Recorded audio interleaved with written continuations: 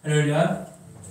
오늘 이 시간 우리 주님께 나오신 저와 여러분들을 향하며 축복합니다. 그냥 늘 제가 드리는 그런 말씀이 아니라 이 시간 우리 주님께서는 이 시간 임재하고 계신 줄로 믿습니다. 그렇기 때문에 더욱더 우리 주님을 바라보시며 또 예배로서 또 승리하며 나아가시는 저와 여러분 되시길 간절히 바랍니다. 우리가 하나님에 대해서 우리가 고백할 때에 수많은 고백들이 있을 것입니다. 우리 하나님에 대해서 우리가 고백하는 우리 고백 가운데는 많은 그런 제목들이 있을 거예요. 근데 보통 우리가 어떤 고백을 많이 하게 되어지냐면 우리 하나님은요 거룩하신 분, 존귀하신 분, 죄악과는 아무런 상관이 없으신 분이다 라고 우리 그렇게 고백을 합니다. 그리고 성경도 우리에게 늘 하나님에 대해서 표현할 때 늘 하나님의 거룩하심에 대해서 성경도 우리에게 말씀을 주고 있습니다. 그리고 정말로 이 고백처럼 이 고백 그대로예요. 우리 하나님은요 아무런 죄악도 없으시고요 죄악과도 전혀 상관이 없으신 거룩하신 분이십니다. 그래서 우리 하나님은 그 거룩하신 그 자체이시기 때문에 늘 죄악을 미워하시고 또한 죄악에 대해서 또 심판하시는 또 심판주 하나님이라는 사실 또한 우리는 분명히 알아야 될 것입니다. 그런데 그럼에도 불구하고 우리가 너무나 하나님께 감사할 것은 무엇이냐? 우리 하나님은요 죄악 많고 허물 많는 우리들을요 또한 용서하시기를 원하신다는 사실입니다. 이게 감사할 제목이라는 거예요. 인류에 정말 최초로 이제 죄악에 들어가게 되었을 때에 우리 인류는요 기쁨의 땅, 에덴 동산, 에덴이란 말 자체가 기쁨이라는 뜻을 가지고 있는데 바로 이 기쁨의 동산이에요. 행복한 동산입니다. 아무런 근심도 걱정도 없는 정말로 너무나도 좋은 바로 천국이 바로 이 에덴 동산에 비유할 수 있을 것인데 이 너무나도 좋은 이 에덴 동산에서 이 죄악으로 말미암아 쫓겨날 수밖에 없었습니다. 그리고 더 이상 거룩하신 하나님을 만날 수도 없는 존재이고요. 더 나아가서 멸망의 자녀로 영원히 죽을 수밖에 없는 멸망의 자녀로 전락해버리고 말았습니다. 그래서 우리 하나님은요 우리 인류가 죄악으로 인해서 에덴 동산, 기쁨의 동산에 쫓겨나게 되었을 때에 그렇게 멸망하도록 내버려두시지 않으셨다는 겁니다. 우리 하나님은 죽을 수밖에 없었던 우리 인류를 구원하시기 위해서 독생자이신 예수 그리스도를 이 땅에 보내주셨고 또 우리 인류의 모든 죄를 다 짊어지시고 십자가에서 죽게 하셨다는 사실입니다. 사실 이것이 얼마나 감사할 이유가 되겠습니까? 성경 66권은요 바로 이 사실을 우리에게 늘 말씀해 주고 있어요. 이 땅에 메시아이신 예수님이 오실 것이다 라고 약속했던 이 구약 성경 그리고 신약 성경은요 그 약속이 성취되었던 바로 그것이 기록되어 있는 이 신약 성경 이 말씀들은요 이 사실 우리 하나님께서 우리를 얼마나 사랑하고 계신지 이 사실을 우리에게 분명히 알려주고 있습니다. 그래서 성경의 66권 이 말씀은요 수많은 이야기들이 기록이 되어 있어요. 인류의 탄생을 시작해서 정말 나중에 마지막 때에 대한 이야기에 이르기까지 정말 수많은 이야기, 수많은 사람들에 대한 이야기들, 수많은 신앙의 선조들의 이야기들이 정말로 많이 기록이 되어 있지만 그럼 우리가 한마디로 우리가 이 모든 말씀을 우리가 요약해 보게 되어지면 이 모든 말씀의 초점이 바로 예수 그리스도라는 사실입니다. 그래서 하나님은요 우리 인생에게 참으로 많은 기회를 주셨어요. 한번 잘못했다고 그대로만 내쳐버리시는 그런 분이 아니라 우리 일들을 용서해 주셨고 또 용서해 주시고 또 해결 기회를 주시고 또 기회를 주시는 그런 자비로우신 하나님이 우리 아버지 하나님이신 줄로 믿습니다. 특별히 오늘 읽으신 말씀 가운데도 하나님은 예레미야 선지자에게 이렇게 말씀하시지 않습니까? 너희가 만일 정의를 행하며 진리를 구하는 자를 한 사람이라도 찾으면 내가 이 성을 용서하리라. 당시 이 유대 땅은요 하나님의 심판 아래에 놓이게 되었습니다. 하나님을 정말 늘 배반하고 하나님보다 세상의 우상을 더 사모하고 하나님을 떠나갔던 이들의 이 죄악으로 인해서 이들은 이제 곧 하나님의 심판을 받게 되었던 상황에 처하게 되어집니다. 그러나 우리 그 순간에도 정말로 심판의 하나님이심을 그들에게 수많은 예언들을 통해서 선포하게 하셨고 이 예루살렘이 이 유대 땅이 이제 곧 멸망하게 될 거다라는 사실에 대해서 정말 하나님은 선지자로서 늘 말씀하고 계셨지만 하지만 한 가지 더 뭐냐 이 순간에도 하나님은 그들을 용서하기를 원하셨다는 겁니다. 심판이 아니라 그들을 축복해 주기를 원했다는 사실입니다. 그래서 멸망하기 전에 어떻게 하든지 이들을 용서해 주시기를 원하셨다는 것입니다.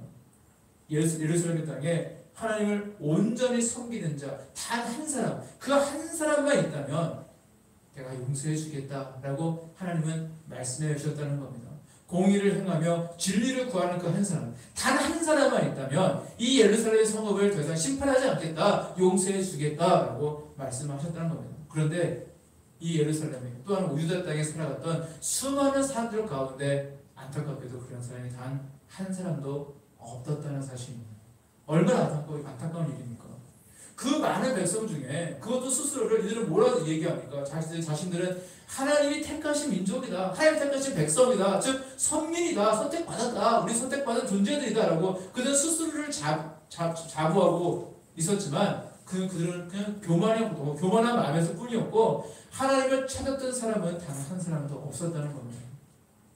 그리고 이로 인해서 유다 땅은요 하나님의 심판을 받을 수밖에 없었고 바벨론이라는 이 나라에 의해서 처참하게 멸망을 당할 수밖에 없었던 것입니다. 자, 그런데 이 사건을 한번 거꾸로 생각해 보기 원합니다. 유다 나라에 하나님을 찾으시는 사람이 단 한 사람도 없어서 멸망했다면, 그렇다면 다르게 생각한다면 그 한 사람만 있다면 그들은 멸망하지 않았을 것이라는 사실입니다. 과거에 출굽했던 이스라엘 민족들이요, 그들도 하나님께 불순종으로 인해서 멸망을 당할 위기를 처한 적이 있습니다. 이제 광야 땅에서 하나님께서 그들을 모두 다 죽여버리려고 하시는, 심판하시고자 하시는 그런 때가 있었어요. 그때 그들 가운데 모세라고 하는 지도자가 있었는데 이 한 사람 때문에 민족 전체가 구원을 받은 사건이 있습니다. 모세라고 하는 이 사람이 정말 자신의 그 목숨을 내놓고 하나님께 간절히 이 백성들을 용서해 달라고 했던 그 중보 기도가 있었기 때문에 이스라엘 민족 전체가 구원을 받았던 것입니다. 이처럼 하나님이 기뻐하시는 그 한 사람만 있다면 멸망이 아니라 하나님의 복을 받게 되는 거 아니겠습니까? 그래서 바로 그런 한 사람이 바로 복 있는 사람입니다. 우리 이런 사람을 가리켜서 이 복덩어리다 얘기할 수 있어요. 복 있는 사람입니다. 그 사람에 인해서 가정이 살 수 있습니다. 바로 그 사람이 있다면 그로 인해서 교회가 살고요, 그로 인해서 내가 있는 그 기업이 살고요, 그 사람에 인해서 이 나라가 살게 되어진다는 것입니다. 그리고 바로 그와 같은 그 한 사람이 바로 저와 여러분들 되시기를 간절히 바랍니다. 하나님께서 찾으시는 그 한 사람이 바로 도리교회요, 또 그 다니는 바로 저와 여러분들이 되시기를 간절히 소망한다는 겁니다. 나의 가정에서 바로 내가 그 한 사람이 되어주고요, 나의 직장에서 내가 바로 한 사람이 되어지고 우리 교회 안에서 바로 내가 그 한 사람이 되어질 때에 하나님은 바로 나를 통해서 이곳에 복을 주시고 나를 통해서 이 땅을 살리시고 나를 통해서 모두가 흥하게 되는 역사를 이루어질 줄로 믿습니다. 자, 그러면 이 하나님이 되시는 그 한 사람은 대체 어떤 사람일까요? 자, 하나님은 바로 이런 사람을 찾지 않을까요? 예전에 그 TV 광고 중에 늘 제가 가끔씩 이렇게 예어로 말씀을 드리는 이야기인데 이런 광고가 있습니다. 모두가 아니요 할 때 예 할 수 있는 사람, 또 다 반대로 모두가 예 할 때 아니요 라고 할 수 있는 사람, 뭐 이런 이제 비슷한 이제 광고가 옛날에 있었어요. 근데 굉장히 오래된 광고이지만 한때 개그맨들이요 정말 이 광고를 가지고 뭐 패러디를 만들 정도로 그렇게 굉장히 인기를 누렸던 광고였습니다. 바로 이런 사람을 하나님께서는 찾고 계시지 않을까, 그런 생각을 해보게 되어져요. 모든 사람들이 하나님께 순종하지 않을 때 순종하는 사람, 모두가 하나님을 거부할 때 하나님께 진지한 모습으로 나오는 사람, 모두가 세상적인 복을 막 추구하고 세상적으로 돈을 얼마나 많이 벌까 하면서 그것만 쫓고 살아갈 때에 비록 나에게 좀 어려움이 오고 나에게 물질이 없고 나에게 좀 힘든 일이 있다 할지라도 그래도 끝까지 하나님의 복을 구하며 하나님의 뜻에 순종할 수 있는 사람, 우리 하나님은 바로 이런 사람을 지금도 찾고 계신 줄로 믿습니다. 이사야서 말씀을 보게 되어지면 이사야가 이제 환상 중에 하나님의 음성을 듣게 되어집니다. 그때 하나님 이렇게 말씀하세요. 내가 누구를 보낼고. 무슨 이야기냐면 하나님께서 이 땅에 저 하나님의 말씀을 대언하고 하나님의 뜻에 순종할 사람을 보내야겠는데 아무리 찾아봐도 보낼 사람이 없습니다. 아무도 하나님의 뜻에 순종하려고 나아가려고 하지 않았다라는 것입니다. 그때 이사야가 고백을 합니다. 하나님, 제가 여기 있습니다. 저를 보내소서. 바로 이 고백이 바로 저와 여러분들의 고백이 되기를 간절히 바랍니다. 하나님은 이처럼 하나님을 갈급해하며 하나님께 쓰임 받기를 원하는 그 한 사람을 지금도 찾고 계신 줄로 믿습니다. 그리고 그 하나님이 사실 그 한 사람이 바로 저와 여러분들 되시기를 간절히 축원합니다. 자, 그리고 또 우리 하나님이 되시는 그 한 사람은 또 어떤 사람일까요? 예전에 어떤 이제 그 글을 읽어보니까 어느 교회에서 이제 목사님이요 설교했던 말씀이 있었습니다. 무슨 말씀을 하게 되어지냐면 이렇게 얘기를 했어요. 성도들에게 여러분들 중에 미워하는 사람이 하나도 없으신 분 손들어 보세요 라고 얘기를 했어요. 지금 마음속에 누군가 미워하지 않는, 미워하는 사람이 한 사람도 없는 분 있으면 한번 손들어 보세요 라고 그렇게 말씀을 했어요. 그러자 교인들은요 눈만 꼭 보고만 있지 아무도 손을 이제 들지 않았다는 것입니다. 그래서 아무도 없습니까? 라고 해서 얘기하면서 좀 목사님이 실망하시면서 그래도 한번 손 들어보세요 라고 이야기하니까 그 예배당 그 맨 뒤에 어떤 이렇게 삐짝 마르신 나이가 찌긋하게 마르신 어떤 할아버지 한 분이요 손을 이렇게 살짝 드시더랍니다. 그래서 그 모습을 본 목사님은요 드디어 저런 분이 있구나, 정말로 하나님의 뜻대로 살고자 노력하는 사람이 저런 사람이 있구나 생각이 들어서 자 그분한테 얘기해요. 성도님 어떻게 하면 그렇게 할 수 있는지 우리에게 말씀해 주세요 라고 그렇게 이야기를 했습니다. 자 그러니까 이제 이 할아버지가 연세가 많다 보니까 몸에 힘이 좀 없으세요. 목소리가 좀 이렇게 작은 목소리로 이렇게 이야기를 했습니다. 있었는데 옛날에는 내가 미워하는 사람들이 있었는데 지금은 다 죽었어 라고 그렇게 이야기를 했대요.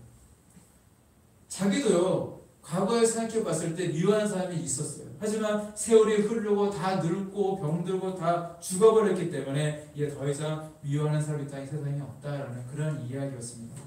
이처럼 이 세상을 살아가면서 우리가 누군가를 미워하지 않고 산다는 것이 사실 얼마나 힘든지에 대해서 우리에게 말씀해주고 있는 이야기인 것 같습니다. 나에게 상처를 주었고 또한 나의 마음을 아프게 했던 그런 사람들이 있다면 우리가 정말로 예수님의 그 성품을 담는 그런 모습이라면 우리는 사실 그들을 용서해주고 그 사람들을 미워하지 않는 것이 사실 맞는 것이겠지만 우리가 이때랑 살아가면서 그렇게 산다는 것이 사실 쉽지 않더라는 그런 사실입니다. 자, 어느 날 베드로가 예수님께 이런 질문을 했습니다. 주여, 형제가 내게 죄를 범하면 몇 번이나 용서하여 주리이까? 7번까지 하오리까? 라고 이렇게 물어봤어요. 이 이야기를 한 이 베드로의 마음은요, 하루 동안 내가 어떤 한 형제에 대해서 내가 7번이나 용서해 줄 수 있다면 대단히 잘한 일일 거야. 내가 이렇게 이야기했으니까 하나님께서 막 칭찬해 주시고 예수님도 그렇게 됐으면 대단한 거야 그래서 칭찬해 주실 거야 라고 그렇게 생각을 가지고 이런 이야기를 했을 거예요. 그때 예수님이 이렇게 답하셨습니다. 7번뿐 아니라 이룬 것이 7번이라도 할지니라 라고 말씀하셨어요. 이 말씀은요 이룬 것이 7번이니까 70에 49인가요? 490번 그렇게 용서해줘라 그런 말씀이 아니라 이 말씀은 항상 매 순간 그 사람의 잘못을 구하면 어떤 순간에도 항상 용서해줘라 라는 그런 의미인 것입니다. 우리 예수는 바로 이러한 분이셨습니다. 우리 예수님은요 너무나도 사랑이 많으시고 국민이 많으신 분이시고 또한 그렇기 때문에 용서하시는 분이셨습니다. 그래서 인류의 죄악을 용서하시기 위해서 그 십자가에 달려 죽기까지 하셨던 것입니다. 아무런 죄악이 없으신 분이 우리를 십자가에서 돌아가셨다는 거예요. 너무나도 하나님을 모르고 무지했던 온 인류를 구원하시기 위해서 우리 주님은 십자가에서 죽으셨다는 사실입니다. 이처럼 우리 하나님이 찾으시는 그 한 사람의 특징은 무엇이냐? 바로 우리 주님의 성품을 닮은 사람입니다. 특히 우리 주님처럼 용서하는 사람이라는 것입니다. 최후의 만찬이라고 하는 가장 최고의 걸작을 그렸던 예수작품 그렸던 그 레오나르도 다빈치라는 그 사람의 이야기가 있습니다. 그가 이제 최후의 만찬을 이제 그리고 있던 시절의 이야기예요. 어느 날 이제 그 최후의 만찬을 이제 기획하고 이제 그것을 막 그리고 있는 그 때에 이제 그 자신과 함께 일하고 있던 그 동료 미술가와 어떤 일로 인해서 심한 말다툼을 하게 되었습니다. 그래서 생각할수록 자신은 너무 억울하고 그 사람이 너무 괘씸하고 너무 미웠습니다. 그래서 그 동료를 어떻게 하면 이걸 어떻게 저 사람을 이렇게 해보자고 어떻게 하면 이 원수를 바꿀 수 있을까, 복수할 수 있을까, 막 이런 생각을 가지고 이제 초의 만찬이라는 그 작품을 이제 그리기 시작했는데, 그때 이제 그는요 너무 화가 나니까 어떻게 했냐, 예수님을 팔았던 가룟 유다의 이 얼굴에 바로 그 동료의 얼굴을 그려놓았습니다. 자, 그리고 이렇게 생각을 해요. 야, 이제 이 그림을 보고 감상하는 사람들마다 자, 이 사람을 욕하고 경멸하겠지. 그런 생각을 가지고 막 복수했다, 막 통쾌하다, 뭐 이런 생각을 가지고 계속해서 이제 작품을 그려나가고 있었어요. 자, 그리고 이제 드디어 예수님의 얼굴을 이제 그리기 시작하게 되었는데, 근데 도저히 아무리 예수님의 얼굴을 그리려고 해도요, 도저히 진행할 수가 없었더랍니다. 왜냐하면 아무리 노력해도요, 영감에 떠오르지가 않아요. 아무리 그림을 예쁘게 그리고 잘 그려해도요, 도대체 이게 예수님의 얼굴이라는 생각도 들지 않고 도대체 이게 손에 잡히지가 않는 겁니다. 그때 그러면 큰 깨달음을 얻게 되었어요. 그래서 그 즉시 바로 마음으로 동료를 딱 용서하고 가룟 유다의 얼굴을 지워버립니다. 자, 그리고 나서 다시 예수님의 그 얼굴을 그리기 시작했고요. 그리고 나서 그는 최고의 걸작품이었던 초의 만찬을 완성할 수가 있었다고 합니다. 이 이야기가 굉장히 유명한 이야기인데, 이 이야기가 우리에게 깨달게 해주는 그 이야기가 무엇입니까? 바로 내가 미워하는 마음을 품고 예수님의 사랑스러운 모습을 그릴 수 없다는 사실이잖아요. 내가 미워하는 마음, 증오하는 마음이 있다면 그것은요, 내가 하나님의 은혜를 경험하는 데 있어서 큰 방해 요소가 되어진다는 것입니다. 마태복음 5장 23절에 24절 말씀 보게 되어지니까, 그러므로 예물을 제단에 드리다가 거기서 내 형제에게 원망 들을 만한 일이 있는 줄 생각하거든 예물을 제단 옆에 두고 그 먼저 가서 형제와 화목하고 그 후에 와서 예물을 드리라 라고 말씀하고 있어요. 이처럼 성경 말씀은 우리가 예배드리기 위해서 왔는데, 누군가가 내가 다툰 일이 있다면 먼저 나아가서 그 사람을 용서하고 화해하고 나아가서 다시 예배드리고 하나님께 나와야, 그래서 비로소 우리 하나님께서 기쁘게 받으시겠다는 그런 말씀입니다. 만약 1만 달란트 내가 빚진 사람인데 그것을 내가 다 평가를 받았습니다. 못 갚았는데 다 용서를 받았어요. 그러면 그렇다면 자신에게 뭔가 100데나리온, 정말로 그 1만 달란트에 비해서 정말 이만큼도 안 되는 그 100데나리온을 빚진 그 동료를 용서해주지 못하겠습니까? 내가 정말로 큰 은혜를 받았는데 나에게 정말로 조금 잘못한 그 사람을 우리 용서해주지 못하는 그 이유가 없잖아요. 만약 내가 엄청난 큰 죄악을 용서받음에도 불구하고 나의 동료에게 잘못을 용서하지 못한다면, 자, 그 사람은 결코 쓰임 받지 못할 뿐만 아니라 하나님의 은혜를 경험할 수도 없다는 것입니다. 우리는 모두가 하나님부터 큰 죄악을 용서받은 사람들입니다. 그리고 하나님의 그 용서로 인해서 우리의 영혼은 다들 구원받았습니다. 이렇게 큰 용서와 은혜를 받은 우리가 이 땅을 살아가면서 우리에게 작은 죄악, 또 작은 잘못을 정말 저지른 그 사람 한 명을 용서하지 못하는 모습이 되어서야 되겠습니까?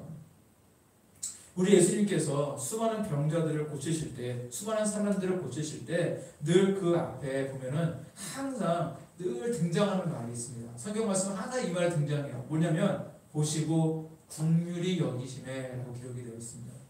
우리 예수님은요, 수많은 연약한 자들, 병든 자들, 고통받는 사람들을 바라볼 때 늘 긍휼한 마음, 늘 불쌍한 마음으로 다가가셨던 것을 보게 되어집니다. 수많은 바리새인들과 서기관들이 어찌 내가 사람의 죄를 용서할 수 있느냐 하면서 막 신란하고 막 비난하는 그런 가운데서도 우리 주님은요, 한 사람 한 사람을 향한 이 긍휼한 마음을 가지고 그들의 죄악을 용서해 주셨고, 그들의 인생의 문제, 건강의 문제, 영혼의 문제까지도 다 해결해 주셨던 것입니다. 내가 하나님 앞에, 그리고 하나님 사시는 그 한 사람이요 쓰임받는 사람이 되기를 원하십니까? 그렇다면 우리 예수님의 성품을 닮으시길 바랍니다. 저 우리 주님처럼 정말 긍휼한 마음을 가지고 서로를 용서하는 그 마음을 가지고 우리가 나아갈 때말로 우리가 하나님께 귀히 쓰는 그런 인생이 또 되어질 줄 믿습니다. 우리가 많은 스포츠 종목들이 있어요.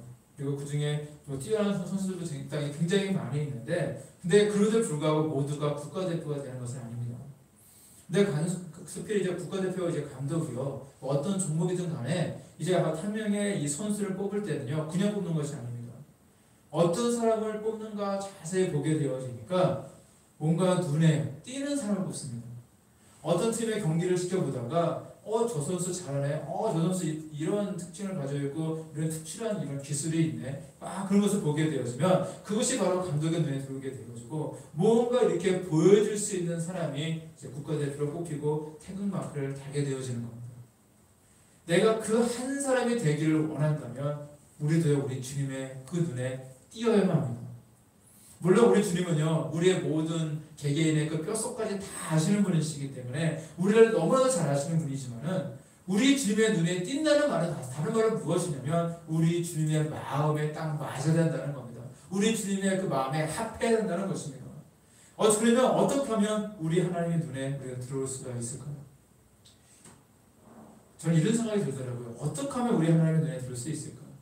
저도 이제 우리 교회에서 이제 목회를 하고 이제 뭐 사회에서 이제 많은 사람들이 보게 되어지면 이제 어떤 생각이 들게 되어지냐면 남들이 하지 않는 것을 하는 사람들이 눈에 들어옵니다. 모두가 하기 싫어하는 것, 모든 사람들이 꺼려하는 것들을 뭔가 열심히 하고 있으면 그 사람이 제 눈에 들어와요. 근데 우리 주님 그러지 않겠습니까? 하나님께 인정받기를 원한다면 사실 저와 여러분 모두가 남들이 싫어하는 것을 하시길 바랍니다. 교회에서 또는 직장에서 게다가 어디든지 우리가 굳은 일, 힘든 일, 정말 아무도 하지 않고자 하는 일들이 있습니까? 그 일을 할 때 바로 그 순간이 또 우리가 인정받는 순간을 사실 또 기억하시길 바랍니다. 그리고 그런 일들은 사실 멀리 있는 것이 아닙니다. 사실 아주 가까이 있거든요. 모두가 하기 싫어할 때 솔선수범할 수 있는 사람이 바로 모두가 아니라고 할 때 예라고 할 수 있는 사람인 것입니다. 사회에서도요, 남들이 하기 싫어하는 일들을 솔선수범하면 또 인정받게 되어지는데 이것은 우리 하나님께도 마찬가지입니다. 교회에서 총사는 사실 쉽지 않거든요. 매번 나와서 총사는 어렵습니다. 그러니까 하시기 바랍니다. 우리 교회에서 주방에서 지금은 코로나 시대에서 뭐 주방에서 봉사할 일이 사실 많이 없지만 교회에서 봉사하는 거, 특히 주방에서 봉사하는 거 많이 힘듭니다. 그러니까 하시기 바랍니다. 얼마나 힘든지 모릅니다. 그러게 기도하시기 바라고요. 우리가 하나님께 예배드리는 거 늘 매순간 나와서 시간을 들이면서 나와서 예배드린다는 건 쉬운 일이 아닙니다. 그러니까 하시기 바랍니다. 우리 하나님께 특별히 우리 하나님의 뜻에 순종하며 나아간다는 거 절대 쉽지 않습니다. 그러니까 우리 주님의 뜻에 순종하며 나아가시기 바랍니다. 그때 우리는 비로소 하나님께 인정받게 될 줄 믿습니다. 유다라고 나라는요, 그 한 사람이 없어서 멸망당했지만 저와 여러분들은 하나님이 찾으실 그 한 사람이 되시길 간절히 바랍니다. 공의를 행하며 진리를 구하는 바로 그 한 사람이 되셔서 우리 주님이 주시는 그 놀라운 복과 은혜를 입으며 살아가시는 저와 여러분 되시길 간절히 바랍니다. 그런데 그 사람이요, 하나님 하시는 그 한 사람이 가치가 있는 이유가 무엇이냐면 이 땅에 사실 별로 없기 때문이에요. 우리가 희소성의 원칙이라는 말이 있습니다. 희소성의 원칙 뭐냐면 이 땅에 가치 있는 물건에 대한 이야기인데 희소성 조금만 있으면 너무나도 그 개수가 적으면 그것은요 가치 있게 되어진다는 그런 원칙이 있어요. 우리가 다이아몬드나 뭐 사파이어, 뭐 금과 같은 것이 가치가 있는 이유가 바로 이것 때문이거든요. 이것이 왜 가치가 있냐면 흔하지 않기 때문에 가치가 있습니다. 누구는 이런 것들은 이 보석들은 변하지 않기 때문에 그렇기 때문에 가치가 있다라고 그렇게 이야기하는 사람들도 있지만은 사실은요 아무리 귀한 보석이라도 하더라도요 그것이 많이 흔하고 굉장히 많이 있다면 그건 더 이상 가치 있는 존재가 아닙니다. 가치가 있는 것은요 너무나도 부족하기 때문에 너무나도 적기 때문에 너무나도 희소성을 가지고 있기 때문에 가치가 있는 것이거든요. 근데 바로 저와 여러분들이 그런 보석과 같은 삶이 되시길 간절히 바랍니다. 이 땅에는요 하나님께 순종하는 사람들이 사실 없어요. 이 땅에는요 하나님께 우리에게 뜻을 주셨고 비전을 주셨어도 그 길이 너무 힘들다는 이유 때문에 너무 더디 간다는 이유 때문에 당장에 있는 내 이익과 내가 당장에 있는 이것을 내가 취득해야 되니까 하나님의 뜻을 버리고 세상으로 달려가는 사람들이 너무나 많이 있다는 사실입니다. 그래서 하나님께서 찾으시는 그 한 사람의 이 땅에는 너무나도 좋습니다. 그래서 그러기 때문에 더 가치 있고 하나님께서는 그런 인생을 높여주시는 줄 믿습니다.